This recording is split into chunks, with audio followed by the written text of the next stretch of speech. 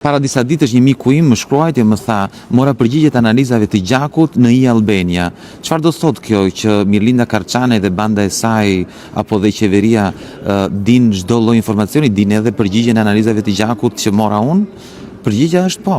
Absolutisht po, por jo vetëm kaq.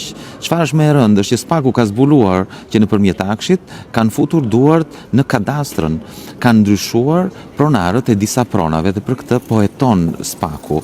Është e paimagjinueshme pushteti që ka akshi dhe drejtoresha Edi Ramës që vazhdon të jetë në detyrë pavarësisht se Spaku e ka vendosur në arrest në shtëpi.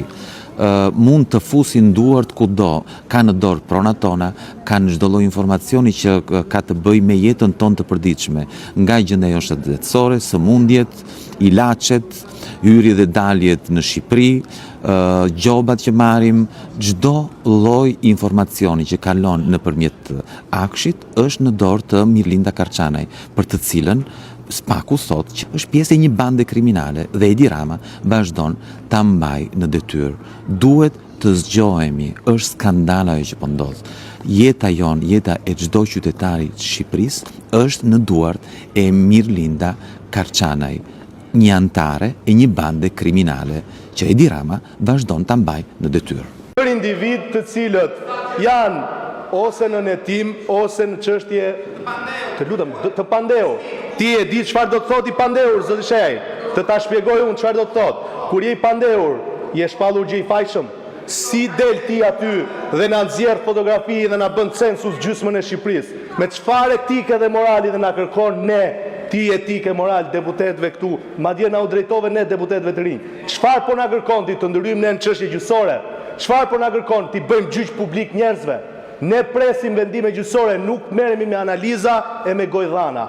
Ju lutem shumë, jeni dhe deputet i vjetër këtu, është disa herë që na drejtoheni me një ton që nuk shkon dhe na kërkoni llogari për çështje në netim ose çështje gjyqësore. Duhet ta mësoni që ne nuk ndërryjmë dhe këto dhe s'do ndërryjmë kurrë. Faleminderit.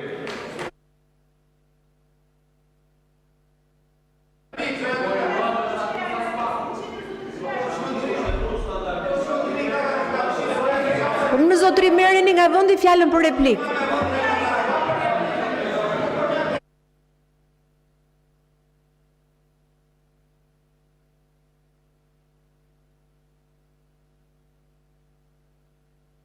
E keni marrë fjalën për replik, zoti Shejaj, e keni marrë fjalën për replik. Zoti i madh. Tani, zoti Bido, ju jeni një deputet i ri. Ore, zhvishuni një sekond, të gjithë ne këtu, para se të bëshim deputet ishim qytetar të thjesht. Dhe kur shikonim korrupsionin dhe politikanët, skandalizoheshim, apo nuk skandalizohesh ti? Ti me të drejtë the, ore, kështu se PD-ja ku ke qenë ti brenda, ka bërë të njëjtat gjëra. Edhe më keq, po mor po. Dhe kjo është arsyeja pse u kam hyrë në politik. Unë jam krenar pse kam hyrë në Partinë Demokratike.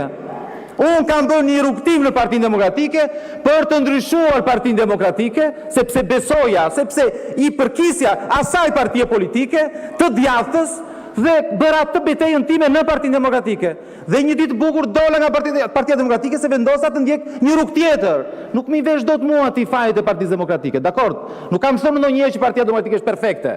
Nuk e kam thënë kurrë, dhe nuk besoj se ka njëri në Partinë Demokratike që thotë që Partia Demokratike është perfekte, po kjo është çështje tjetër, kjo nuk ka rëndësi. Ajo që ka rëndësi është shumë e rëndësishme, është shumë e rëndë, sepse del nga goja jote, është që ti thua, t'ja mbyllim gojën që mos të flasim për çështje që nuk janë në rendin e ditës, që të qëndrojmë strikt në rendin e ditës, më fal.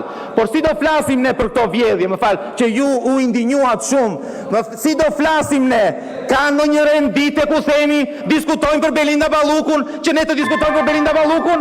Nuk ka asnjë rend dite, s'keni pra vendosur kur ju. Kështu që do përfitojmë nga hapësirat që na jepen, që të flasim. Si të del nga goja të thuash që mbylleni gojën opozitës, mos të flasim për Belindën.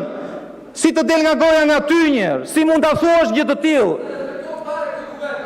Ore, dëgjoj, Zoti Bido, nëse ka një parti politike që nuk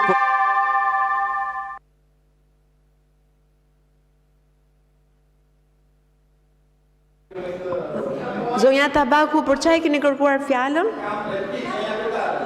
Për procedurë. Okej, keni fjalën për procedurë. Mbaroi replika, keni fjalën për procedurë. Ka replikën tjetër. Zonja Tabaku, keni fjalën për procedurë. Urdhë. Po mbaroi replikat. Ta përfundoj kolegu. Keni fjalën për procedurë, zonja Tabaku. Kolegu, se unë nuk flas dot, ta përfundoj kolegu.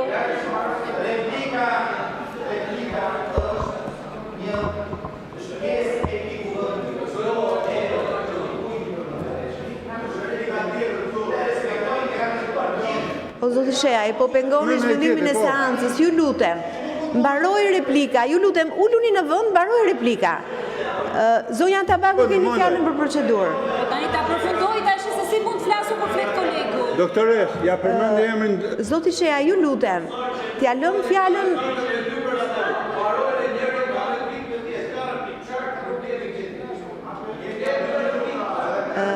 Ju lutem, zoti Shea, i lërojeni flortoren të marri fjalën zonja Tabaku.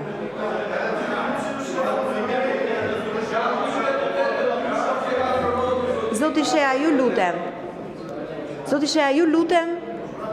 Uluni që të marri fjalën zonja Tabaku.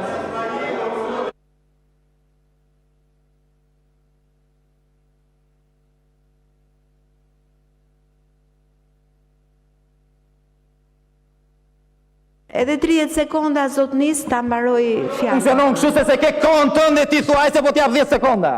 Ka procedurë. Tani, 2 deputet morën fjalën.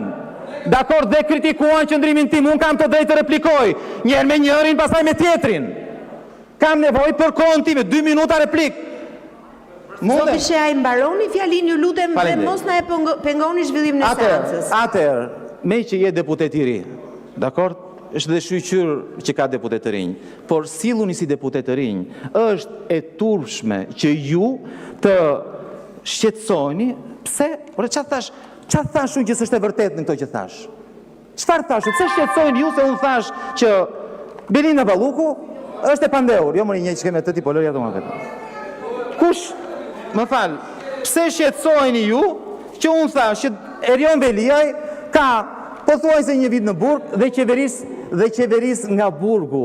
Tani, çështja është unë prandaj e fillova fjalimin duke thënë që kemi 2 standarde, për ty është normale, për ty është normale që një ministre,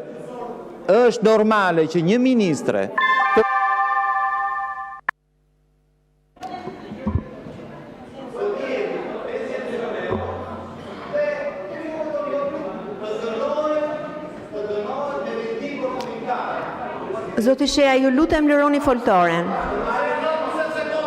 Zoti Shea, ju lutem, është disa ta herë që po ju them. Zoti Shea, i po prishni seancën, ju lutem uluni. Ju lutem uluni.